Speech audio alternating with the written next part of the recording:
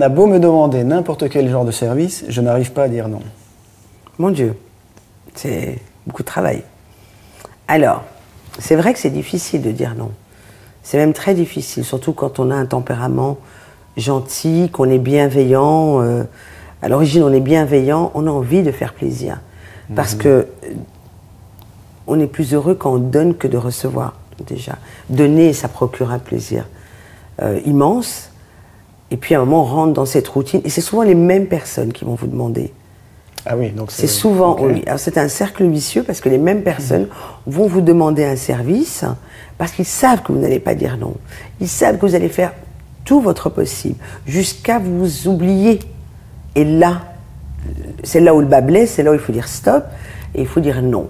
Alors c'est très difficile, mais le jour où on arrive à dire non, il faut surtout, le conseil que je donne, c'est quand une personne vous demande un service, mais à côté de ça, vous ne vivez pas quelque chose avec elle, c'est-à-dire une vie sociale, aller dîner, vous appelez juste, voilà, vous calculez, vous faites une liste, elle m'appelle sur la semaine 3 fois pour me demander un service, mais je la vois 1 fois par mois. Alors là, il faut dire non, désolé, désolé, et vraiment, je veux dire, c'est dommage, et si on va aller plus loin, c'est dommage, tu ne m'appelles voilà, que pour ça. Tu sais, des fois, moi je vais bien, j'aimerais bien te voir quand tu vas bien. Quand tu n'as besoin de personne, tu n'as besoin de rien. Ça peut être sympa.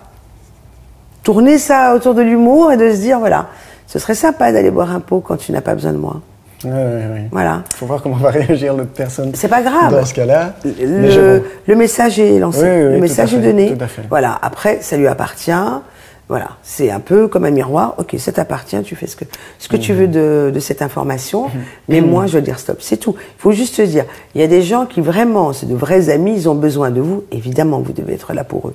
Mais il y en a, ils prennent ce genre d'habitude un peu trop facilement, et donc ils vont vous demander de leur rendre des services. Et bizarrement, vous les voyez pas. Vous les voyez jamais, 1 fois par mois, oui, quand même. Et puis vous les voyez pas. Alors souvent, c'est parce que vous les ennuyez, parce que vous n'êtes pas drôle, parce que voilà. Il faut être, voilà. Je dis toujours, encore une fois, l'autocritique, il y a du 50-50. Si une personne vous appelle tout le temps, vous, pour vous demander un service, et que vous n'arrivez pas à lui dire non, c'est pourquoi vous n'arrivez pas à lui dire, pourquoi elle n'arrive pas à vous voir en dehors d'un service que vous devez lui rendre. Donc, voilà. Donc si elle vous trouve d'un ennui à mourir, effectivement, mais que vous êtes un très bon bricoleur, c'est sûr que vous avez toutes les chances du monde pour que l'on vous appelle. Mais en dehors de ça, passer du temps avec vous, ça peut la saouler. Disons les mots. Donc voilà. Donc c'est vraiment dire non et puis faire un travail sur soi en disant, moi j'aimerais bien savoir pourquoi et pourquoi je suis attirée par ce genre de personnes aussi. C'est à sens unique.